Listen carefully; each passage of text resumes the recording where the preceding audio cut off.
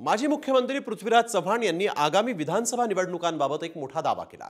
राज्यात राष्ट्रपती राजवट लावून निवडणुका पुढे ढकलण्याचा सरकारचा डाव आहे असा पुनरुच्चार चव्हाणांनी केला।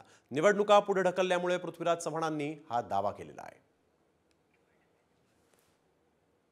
मात्र महाराष्ट्राची निवडणूक अनिश्चित काळाकरता पुढे ढकललेली आहे अशी चर्चा आहे की कदाचित महाराष्ट्रात राष्ट्रपती राजवट लावून निवडणूक आणखी पुढे ढकलायचा प्रयत्न होईल। माजी मुख्यमंत्री पृथ्वीराज चव्हाण यांनी आगामी विधानसभा निवडणुकांबाबत एक मोठा दावा केला। राज्यात राष्ट्रपती राजवट लावून निवडणुका पुढे ढकलण्याचा सरकारचा डाव आहे असा पुनरुच्चार चव्हाणांनी केला।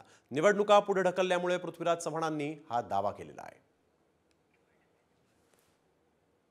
मात्र महाराष्ट्राची निवडणूक अनिश्चित काळाकरता पुढे ढकललेली आहे अशी चर्चा आहे की कदाचित महाराष्ट्रात राष्ट्रपती राजवट लावून निवडणूक आणखी पुढे ढकलायचा प्रयत्न होईल।